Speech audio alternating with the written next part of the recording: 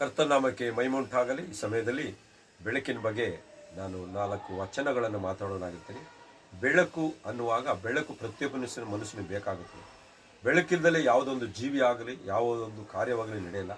ಸೂರ್ಯ ಈ ಭೂಮಿಗೆ ಬೆಳಕನ್ನು ಕೊಡಲಿಲ್ಲ ಅಂದರೆ ಯಾವ ಒಂದು ಆಹಾರ ಪದಾರ್ಥಗಳು ನಮಗೆ ತಿನ್ನಬೇಕು ಅನ್ನುವಾಗ ಅದು ಬೆಳವಣಿಗೆ ಬರೋಕ್ಕಾಗೋದಿಲ್ಲ. ಅದೇ ರೀತಿ ನಮಗೊಂದು ಬೆಳಕು ಬೇಕು. ನಮ್ಮ ಆತ್ಮಿಕ ಜೀವಿತದಲ್ಲಿ ನಾವು ಅಭಿವೃದ್ಧಿ ಹೊಂದಬೇಕು. ನಾವು ಆತ್ಮಿಕ ಜೀವಿತದಲ್ಲಿ ಬೆಳೆಬೇಕು ಅನ್ನೋ ಆತ್ಮನ ಒಂದು ಬೆಳಕು ಬೇಕಾಗುತ್ತೆ. ಆ ಬೆಳಕು ಈ ಭೂಮಿಗೆ ಬಂದಿದೆ.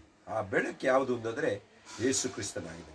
ನಿಜವಾದ ಬೆಳಕು ಈ ಭೂಮಿಗೆ ಬರುವುದಾಗಿತ್ತು. ಆ ಬೆಳಕು ಪ್ರತಿಯೊಬ್ಬ ಮನುಷ್ಯನಿಗೂ ಬೆಳಕು ಕೊಡುವಂಥದ್ದಾಗಿದೆ. ಆ ಬೆಳಕು ಕತ್ತಲಲ್ಲಿ ಪ್ರಕಾಶಿಸದೆ ಕತ್ತಲು ಅದನ್ನು ಮುಸುಕಲಿಲ್ಲ ಅಂತ ವಾಕ್ಯ ಹೇಳ್ತದೆ. ಆ ವಾಕ್ಯವಾಗಿ ಯೇಸು ಕ್ರಿಸ್ತನು ಬೆಳಕಾಗಿ ಲೋಕಕ್ಕೆ ಬಂದರು.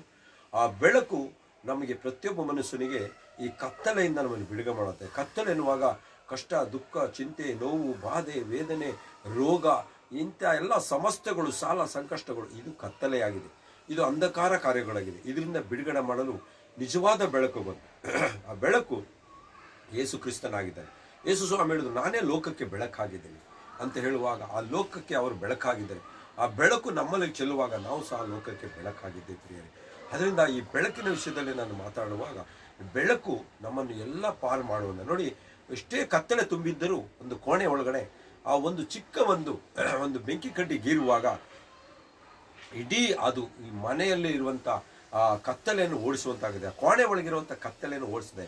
ಹಾಗೆ ನಮ್ಮ ಶರೀರದಲ್ಲಿ ಆಗಲಿ, ನಮ್ಮ ಜೀವಿತದಲ್ಲಾಗಲಿ, ನಮ್ಮ ಯಾವುದೇ ಒಂದು ಸಮಸ್ಯೆಗಳು ಇದ್ದರೂ ಆ ಕತ್ತಲೆನ ಹೋಗಲಾಡಿಸಲು ಯೇಸು ಕ್ರಿಸ್ತನು 2000 ವರ್ಷಗಳು ಈ ಲೋಕಕ್ಕೆ ಬಂದು ಆತನು ಆ ಬೆಳಕಿನ ರಾಜ್ಯದ ಬಗ್ಗೆ ತೋರಿಸಿದರು. ಆ ಬೆಳಕಿನ ರಾಜ್ಯ ಯಾರಿಲ್ಲ, ಯೇಸು ಕ್ರಿಸ್ತನಾಗಿದ್ದಾರೆ.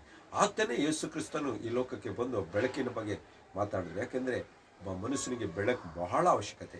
ಆ ಬೆಳಕಿನಲ್ಲಿ ಎಲ್ಲ ಸಮಸ್ತ ಕಾರ್ಯಗಳು ಬಿಡುಗಡೆ ಆಗೋದಾಗಿದೆ. ಅದರಿಂದ ನಿಜವಾದ ಬೆಳಕು ಲೋಕಕ್ಕೆ ಬರುವುದಾಗಿತ್ತು. ಆ ಬೆಳಕು ಪ್ರತಿಯೊಬ್ಬ ಮನುಷ್ಯನಿಗೆ ಬೆಳಕು ಕೊಡುವಂಥದ್ದಾಗಿದೆ. ಆ ಬೆಳಕು ಕತ್ತಲಲ್ಲಿ ಪ್ರಕಾಶದೆ ಕತ್ತಲು ಅದನ್ನು ಮುಸುಕಲಿಲ್ಲ. ಕತ್ತಲೆ ಎನ್ನುವಾಗ ಅವ್ರಿಗಿರುವಂಥ ಈ ಲೋಕದ ಎಲ್ಲ ಕಷ್ಟ ಸಂಕಟಗಳು ಅವರು ಮುಸುಕಕ್ಕಾಗಲ್ಲ. ಯಾಕೆಂದರೆ ಆ ಬೆಳಕು ಕತ್ತಲನ್ನು ಓಡಿಸುವಂಥದ್ದಾಗಿರ್ತದೆ ಪ್ರಿಯರೇ. ದೇವರಿಗೆ ಮಹಿಮೆ ಉಂಟಾಗಲಿ. ಈ ವಾಕ್ಯದ ಮುಖಾಂತರ ನಿಮ್ಮನ್ನು ದೇವರು ಆಶೀರ್ವದಿಸಲಿ. ಈ ವಾಕ್ಯವನ್ನು ನಂಬಿ ನೀವು ನಿಮ್ಮನ್ನು ಬೆಳಕಾಗಿ ಭೂಮಿಗೆ ಮಾಡುವರಾಗಿರ್ತಾರೆ. ದೇವರಿಗೆ ಮಹಿಮೆ ಉಂಟಾಗಲಿ.